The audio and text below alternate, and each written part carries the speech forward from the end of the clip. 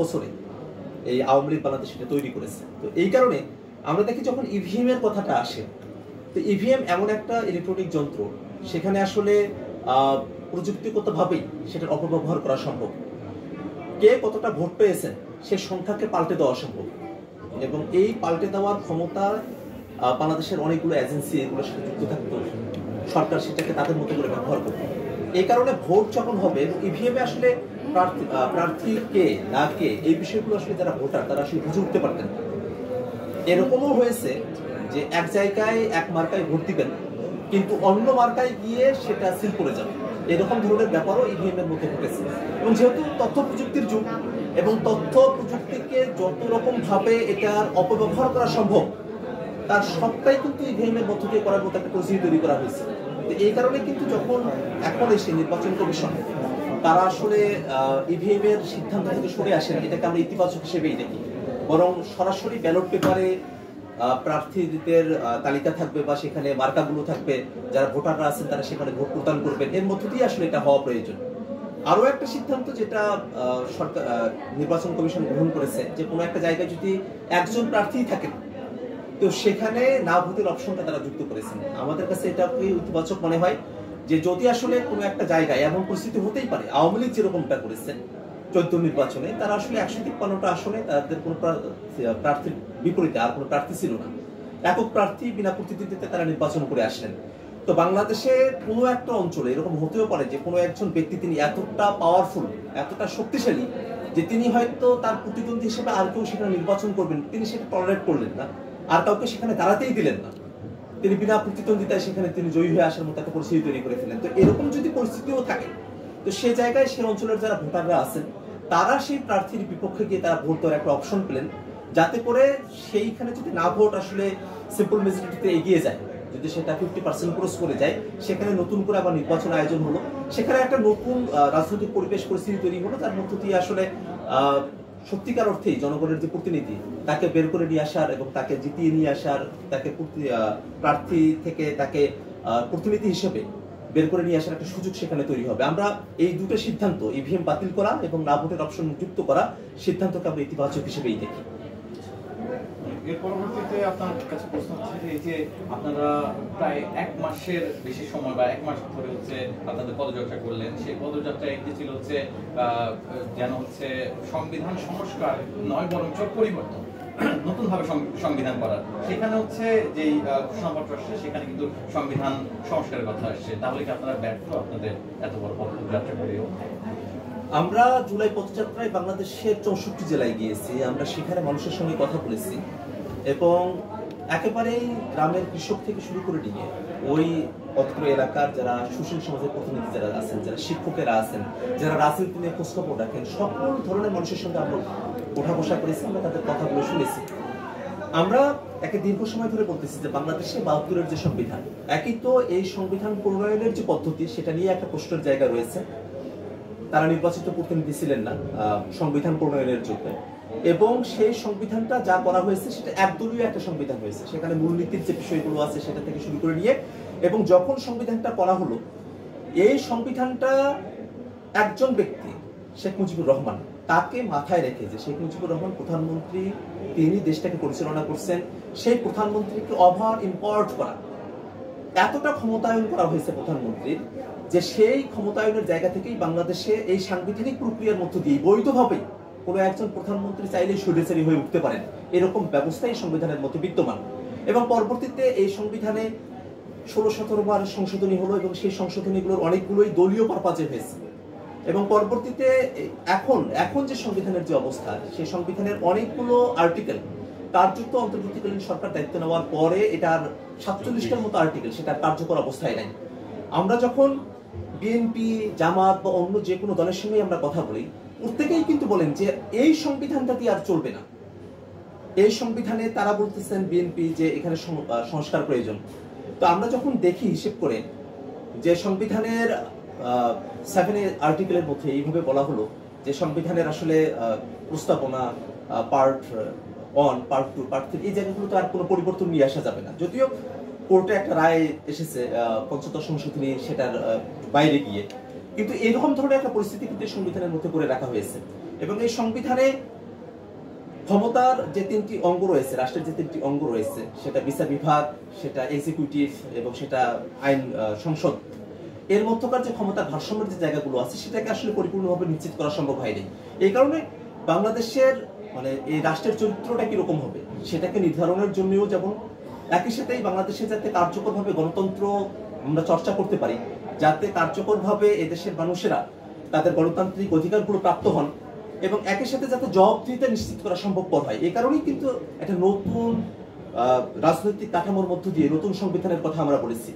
যেখানে আমরা গত বছর যখন 3 আগস্টে নাহিদ ইসলাম ফেসিবাদী ব্যবস্থার বিলোপের কথা বলেছিলেন, সেখানে কিন্তু গোটা ব্যবস্থার কথা আমরা বলেছি যে ফেসিস্ট হাসিনার চলে যাওয়াটাই শুধু আমাদের অর্জন হিসেবে আমরা এটাকে গ্রহণ করে আমরা নিবৃত্ত হয়ে গেলাম, বিষয়টা এই জায়গায় নয়। হাসিনা তিনি চলে গেছেন, ফেসিস্ট চলে গেছে, কিন্তু ফেসিজমের যে উপাদানগুলো আছে সেগুলো যেন বাংলাদেশে আর বিদ্যমান না থাকে। তো এই কথাগুলো যখন আমরা মানুষের কাছে বলেছি, মানুষেরা কিন্তু এগুলোকে গ্রহণ করেছে।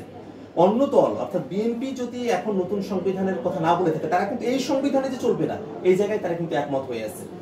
কিন্তু এখন ব্যাপার হলো যে যদি আমরা নতুন সংবিধান না করে, যদি আমরা এই ঐক্যমত্য কমিশনে এমন অনেকগুলো সংস্কার প্রস্তাবনার ব্যাপারে ভেবেছি যার আইডিয়া বিদ্যমান সংবিধানে একেবারেই নেই, এবং এই কারণে এই সংবিধানটাকে যদি সংস্কার করা হয়, এই সম্ভাবনা থেকে যায় যে ভবিষ্যতে হাইকোর্টে রিট হবে, রিট হওয়ার পরে সেটা চ্যালেঞ্জ হবে এবং এই সংশোধনীটা বাতিল হয়ে গিয়ে পূর্বেকার যে সংবিধান সেটা রিস্টোর হবে, সেটা ফিরে আসবে।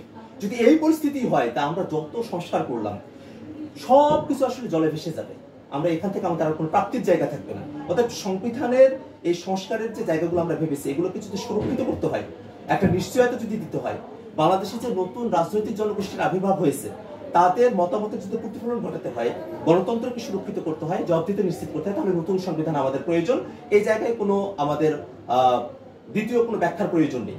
কিন্তু আমরা যখন সারা দেশে গিয়েছি, তখন মানুষ এই কথাগুলো বলেছে, কিন্তু আমরা যখন ঘোষণাপত্রের মধ্যে দেখি সেখানে বলা হয় যে আয়োজিতব্য নির্বাচনের নির্বাচিত সরকারের সংস্কারকৃত সংবিধানের তফসিলে এই ঘোষণাপত্র যুক্ত করা হবে, তখন আসলে ঐক্যমত্য কমিশনে সংস্কারের পদ্ধতি কি হবে, কার্যকরের ওয়ে আউটটা কিরকম, সেটা নিয়ে যখন আলোচনাটা চলমান, এবং এই সংস্কার কমিশনেরও প্রধান ডক্টর মোহাম্মদ ইউনূস, এবং তিনি ঘোষণাপত্রটা জারি করেছেন, তিনি এটা পাঠ করেছেন, তার মুখ থেকে যখন ঘোষণাপত্রে সংস্কারকৃত সংবিধান এই শব্দবন্ধ চলে আসে, তখন সংবিধানের ব্যাপারে যে আলাপটা, যে এটা গণপরিষদ নির্বাচনের মধ্য দিয়ে নতুন সংবিধান, অথবা সিম্পলি বাংলাদেশে যেভাবে বিএনপি চায় যে একটা সংবিধান সংস্কার করে সেটা করা, অথবা জোনায়েদ সাকিব ভাই বা রাষ্ট্র সংস্কার আন্দোলন তারা যেমন সংবিধান সংস্কার সভা বা সংবিধান সংস্কার পরিষদের কথা বলেছেন, এই যে এতগুলো অপশনের মধ্যে থেকে একটা অপশনের দিকে সরকারের সুনির্দিষ্টভাবে একটা অবস্থান দেওয়া,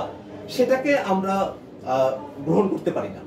এবং আমাদের কাছে এখনো মনে হয় যে জুলাই সনদ সেটা কার্যকরের পথ নিয়ে এখনো রাজনৈতিক দলগুলোর সঙ্গে আলাপ আলোচনার জায়গাটা আছে, এবং আমরা জোর দাবি জানাই যে বাংলাদেশে সামনে এই রাজনৈতিক সমস্যাগুলোর সংকটগুলো থেকে উত্তরণের জন্যই নতুন একটি সংবিধান প্রয়োজন, এবং এর কারণে গণপরিষদ নির্বাচন করতে হবে।